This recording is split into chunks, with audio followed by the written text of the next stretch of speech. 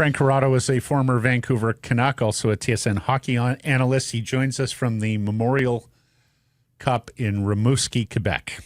How are you? It's a reunion of sorts over here, gentlemen. Is it? It's a reunion of sorts. Who's the head coach of the Medicine Willie Hat Tigers? Desjardins. Yes. You guys ever watch Entourage? Yeah. You know when he says, "You want to hug it out, bitch"? Did you say? There's no you hug chance it out Willie's with watching. Willie? There's no chance Willie saw Did you hug it out Entourage. with Willie? Well, not in so many words, but there was a moment that came up, and I think it happened on this show where I talked about my waiver experience. And let me tell you something. Me and Willie are back.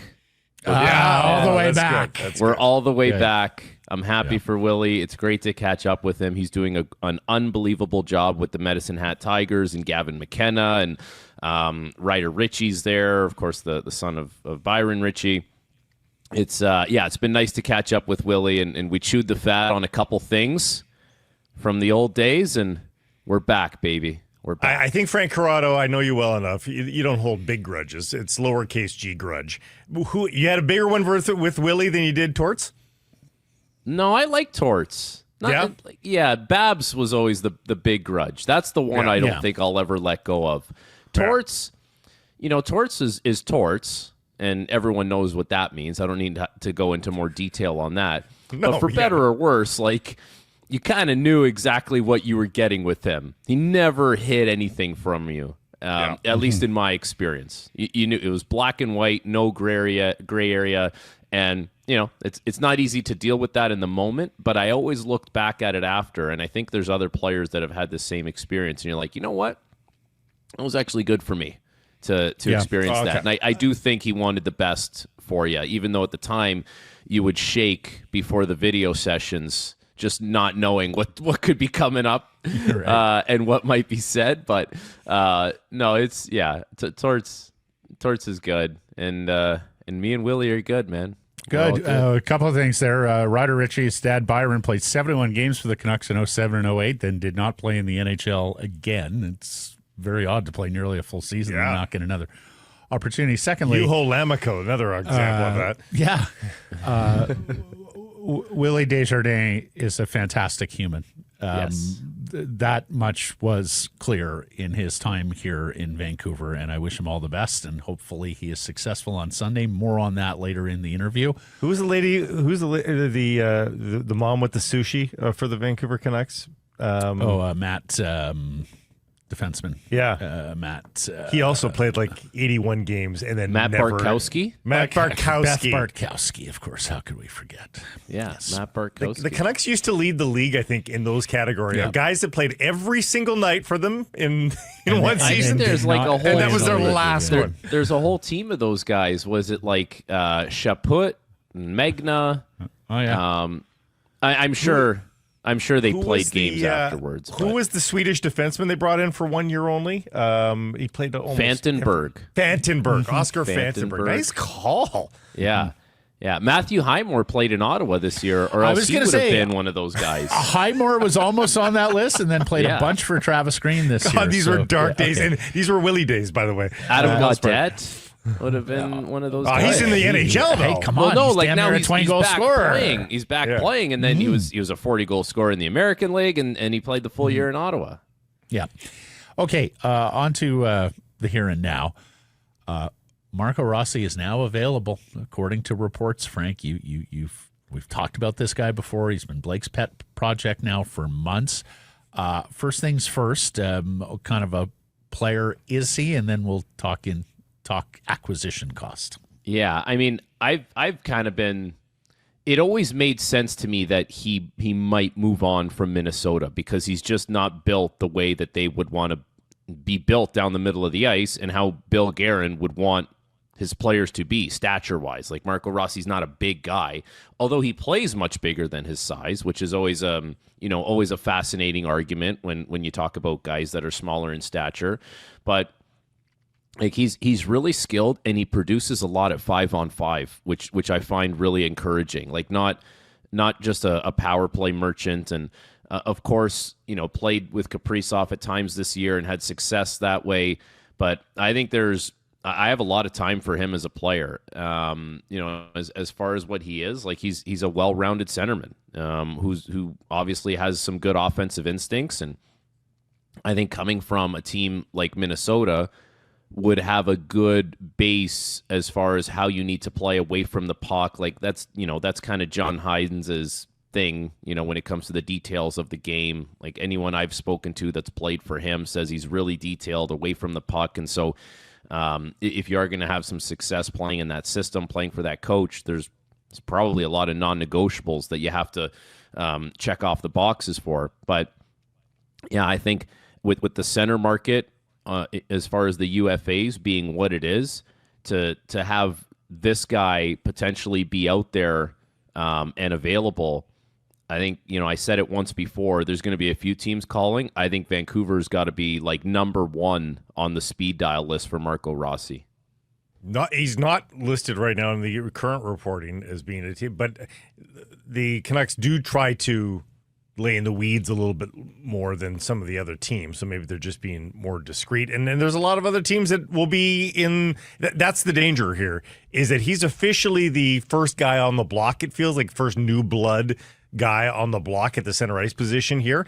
And there's going to be a bidding war. And the Wild are in the driver's seat here, aren't they?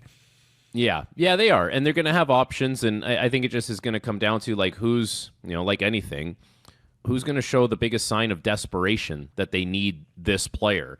And also, like, you have to keep in mind, Minnesota's going to want certain intangibles going back the other way, right? Like, you're going to have to fit, let's call it like the Bill Guerin mold, if you're going to send prospects back. Of course, there's, whatever, we can talk about the package as far as what that would entail. But,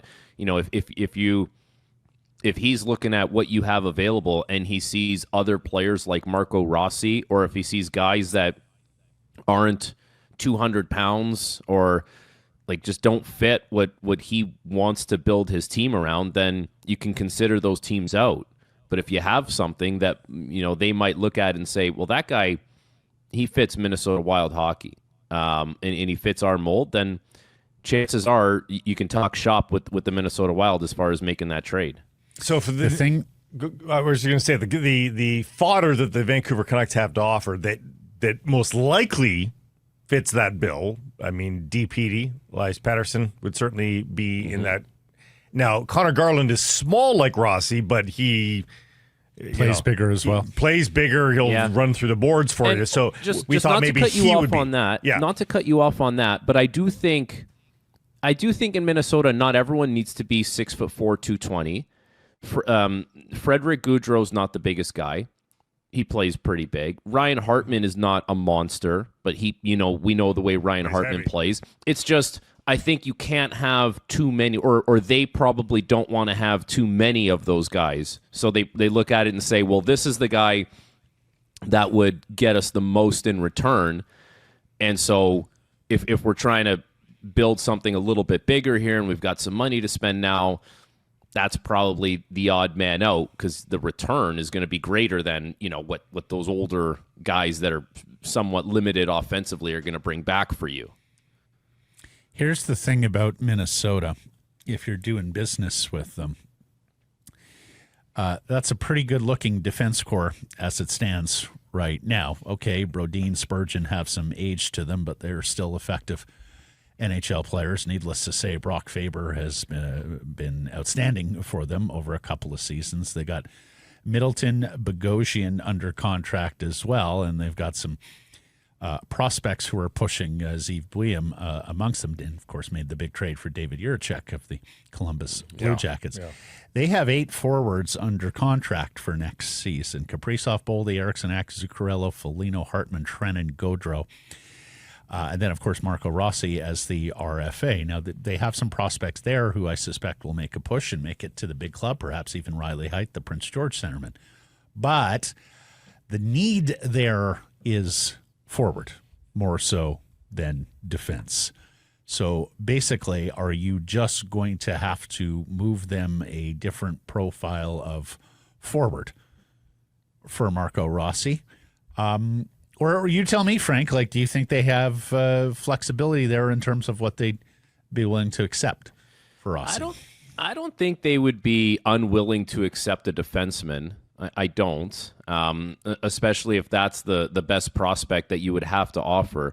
But I will say this, and Minnesota has done a great job of kind of restocking the pipeline, and we haven't seen it come to fruition yet, just because they're all still on the up and up.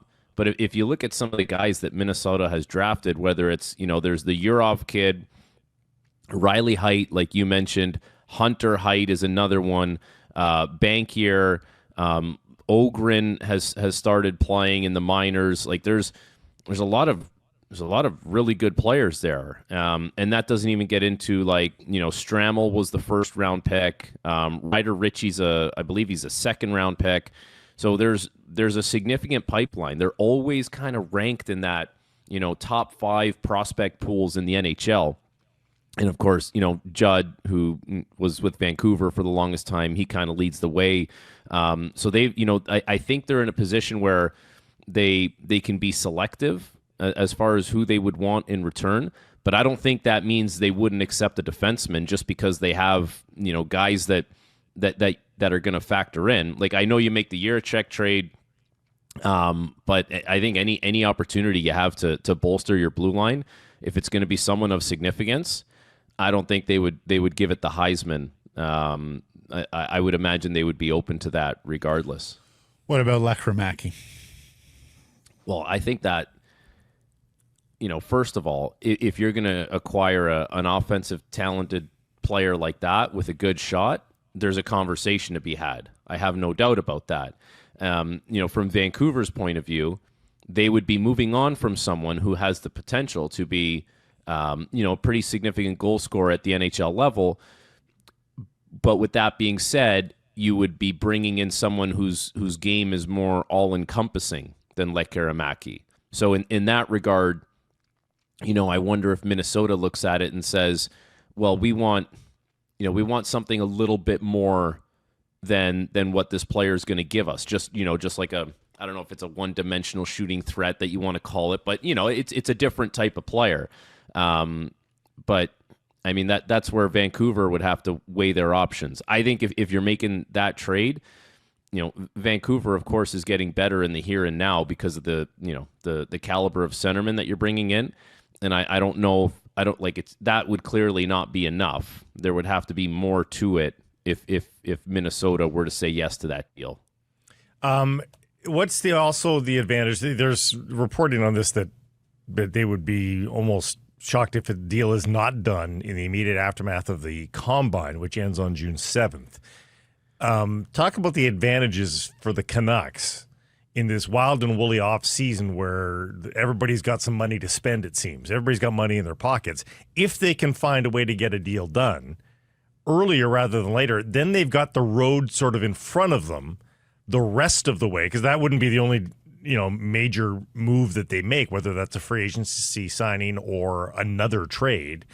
There's a huge advantage to getting this done by June 10th, isn't there? Yeah, there is. There is for sure, because it's one piece of the puzzle that is set. You have your, you should have your cost certainty around that, and then you can make your decisions from there. Like right now, Vancouver's got. Is it like $14 million for next year? Yeah, like $14 million with 3 roster spots to spend on. So in that regard, like they're in a good spot.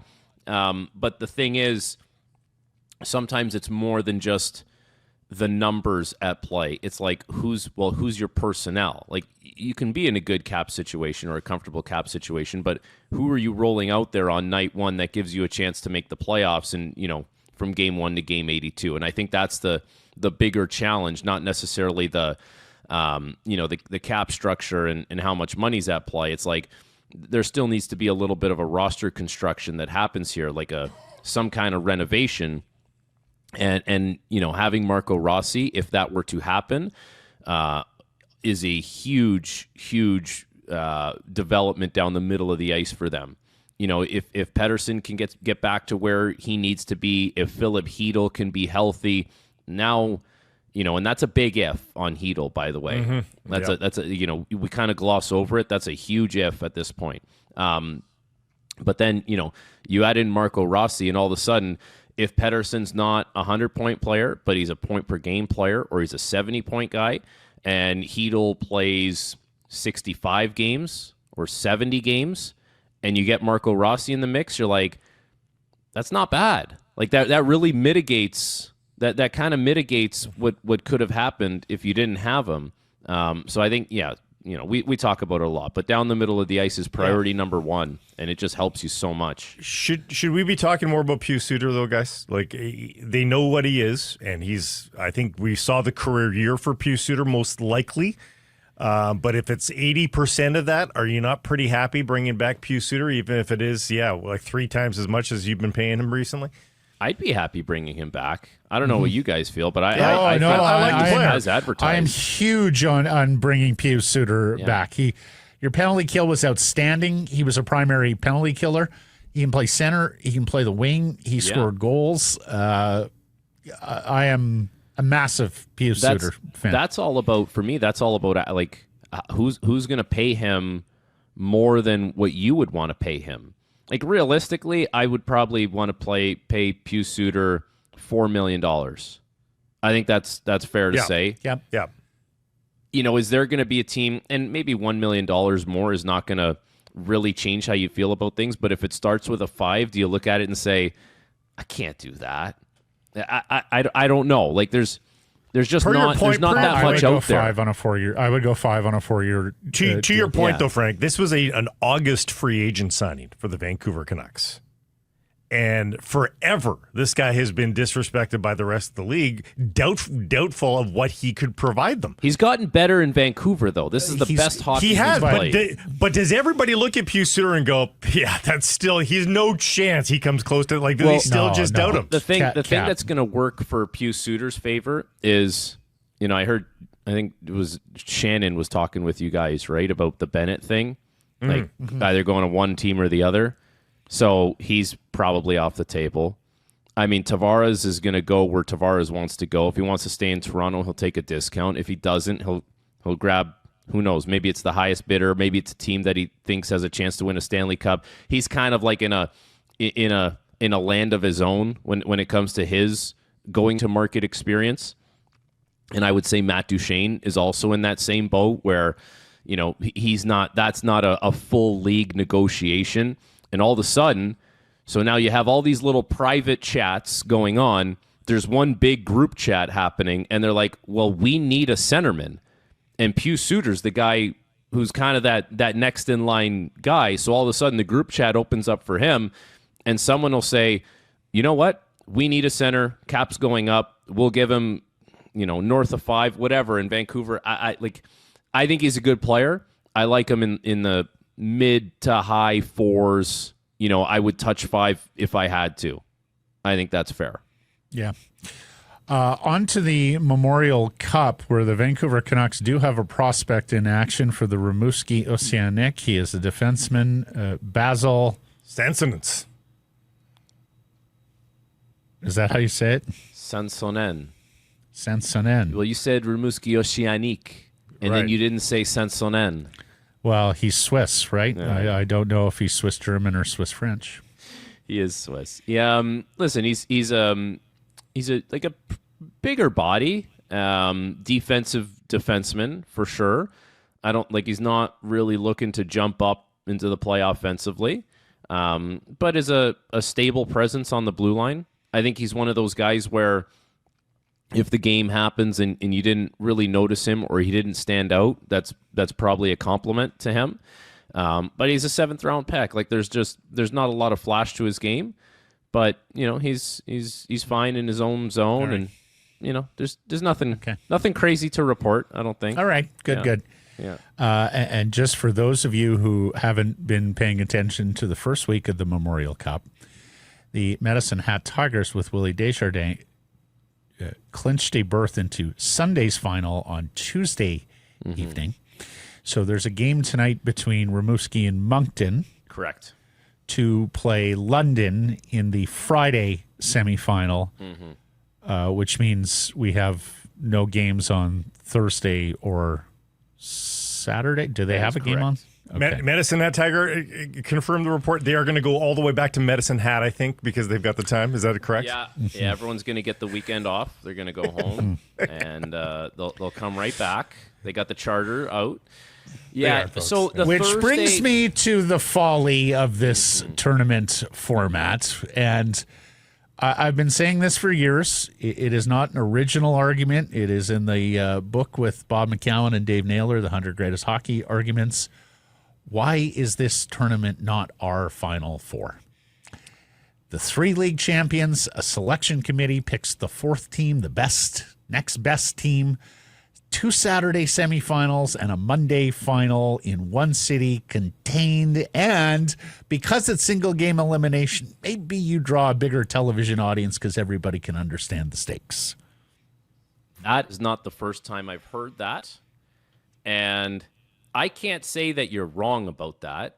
It's just I think with the Memorial Cup comes a lot of tradition. And I think people like to, uphold the tradition, if that makes sense. But I think you're onto something there where you could even have a host team involved, for sure. Why not? But you could even take it one step further. You could do a whole bracket. Like I heard someone tell me that you could do a 16-team bracket. There's a lot of different things you can do. I don't know what's right or wrong at this point. I know that the Thursday game is the Thursday is reserved for like a tiebreaker game in case we got to see like who goes to play in the semifinals.